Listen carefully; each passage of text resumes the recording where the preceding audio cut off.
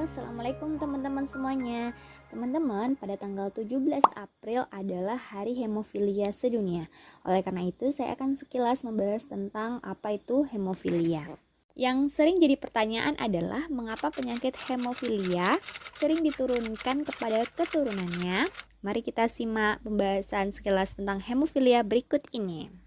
Hemofilia merupakan suatu gangguan perdarahan kongenital yang disebabkan defisiensi faktor 8 atau faktor 9 akibat mutasi gen F8 dan F9 pada lengan panjang dari kromosom X. Di mana hemofilia A dan hemofilia B merupakan gangguan terkait kromosom X yang bersifat resesif. Teman-teman, kita tahu bahwa pada pria atau laki-laki yang hanya memiliki satu kromosom X itu memerlukan satu kopi mutasi gen untuk terkena penyakit tersebut. Sedangkan pada wanita, mutasi harus ada pada dua kromosom X. Semua anak perempuan dari ayah hemofilia akan menjadi pembawa, sedangkan tidak ada anak laki-laki yang terkena. Jika ibunya seorang pembawa, ada kemungkinan 50% anak laki-lakinya itu terkena penyakit dan 50%-nya anak perempuan sebagai pembawa ya teman-teman. Kejadian hemofilia diperkirakan 1 dari 5.000 dan 1 dari 30.000 kelahiran anak laki-laki, 80 sampai dengan 85% kasus hemofilia A dan ada 15 sampai dengan 20% kasus hemofilia B. Menurut laporan Annual Global Survey dari World Federation of Hemophilia tahun 2018 yang melakukan survei pada lebih dari 337.000 orang dengan gangguan perdarahan, terdapat 210.454 pasien hemofilia di seluruh dunia, meningkat dari 78.629 pada tahun 1999. Sementara di Indonesia terdapat 2.035 pasien hemofilia A dan 310 pasien hemofilia B. Kasus hemofilia A dan hemofilia B di Indonesia paling banyak pada usia 19 sampai dengan 44 tahun dan 5 sampai dengan 13 tahun. Teman, pada keadaan normal, jika terdapat cedera pembuluh darah, maka trombosit akan diaktifkan pada tempat cedera yang menyebabkan faktor pembekuan diaktifkan dan terbentuknya fibrin melalui jalur koagulasi intrinsik. Faktor 8 dan faktor 9 diperlukan untuk mengaktifkan faktor X yang akhirnya mengaktifkan aktivator protrombin yang mengubah protrombin menjadi trombin. Trombin membantu mengubah fibrinogen menjadi fibrin yang merangkap trombosit dan membentuk sumbatan. Pasien hemofilia mengalami defisiensi faktor 8 dan 9 yang berperan dalam proses koagulasi sehingga berisiko mengalami perdarahan internal dan atau eksternal baik spontan maupun trauma.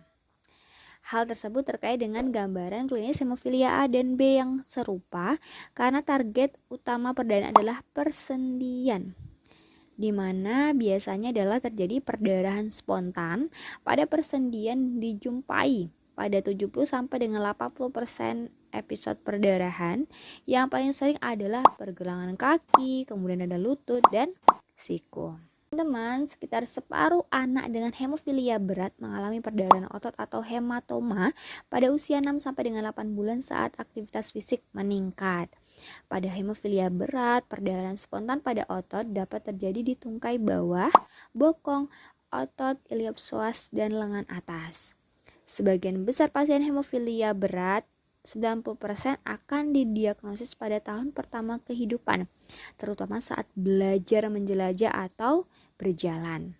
Untuk diagnosis dari hemofilia itu dapat ditegakkan segera sebenarnya setelah bayi laki-laki dilahirkan jika ibunya diketahui sebagai pembawa atau karier dari hemofilia. Jika tidak diketahui nih teman-teman, diagnosis ditegakkan melalui perdarahan secara spontan atau setelah trauma ringan, seperti itu. Gejala perdarahan adalah perdarahan intrakranial pada bayi dengan kehamilan cukup bulan setelah lahir, pembekakan sendi yang nyeri, lebam yang tidak dapat dijelaskan saat bayi belajar berjalan atau merangkak, kemudian perdarahan pasca bedah, perdarahan subkutan ekstensif setelah venefungtur, dan perdarahan otot spontan atau setelah vaksinasi intramuskuler. Untuk pemeriksaan laboratorium yaitu adalah activated partial thromboplastin time dan pengukuran faktor 8 dan faktor 9. Pasien hemofilia biasanya itu mengalami pemanjangan activated partial thromboplastin time. Pengukuran faktor 8 dan faktor 9 hampir selalu menegakkan diagnosis dari hemofilia. Hemofilia dibagi menjadi 3 dalam kaitannya dengan kadar faktor pembekuan. Berikut tabelnya ya teman-teman. Hemofilia berat dapat dijumpai sejak lahir sampai dengan usia 3 tahun. Hemofilia sedang dapat dijumpai sejak lahir sampai dengan usia 10 tahun. Dan hemofilia ringan dapat dijumpai pada usia 5 sampai dengan 21 tahun. Bagaimana dengan penatalasaan dari hemofilia? Nah, di sini pengobatan penderita hemofilia harus dilakukan secara komprehensif dan berkelanjutan. Selain penggantian faktor pembekuan, diperlukan juga edukasi bagi penderita dan keluarga pasien. Langkah pertama yang dapat dilakukan jika terjadi perdarahan akut adalah melakukan tindakan imobilisasi, kompres es, penekanan atau pembalutan, serta menaikkan posisi daerah perdarahan. Kemudian dalam waktu 2 jam setelah perdarahan, pasien harus segera mendapatkan faktor pembekuan darah.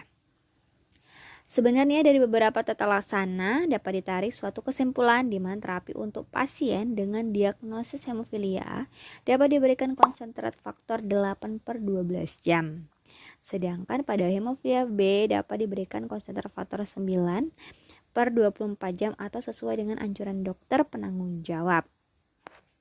Apabila dalam penatalassanaan hemofilia tidak tersedia konsentrat faktor 8 atau faktor 9, maka sebagai alternatif dapat diberikan transfus cryosipitat sesuai dengan guideline World Federation of Hemophilia dan Himpunan Hematologi dan Transfusi Darah Indonesia.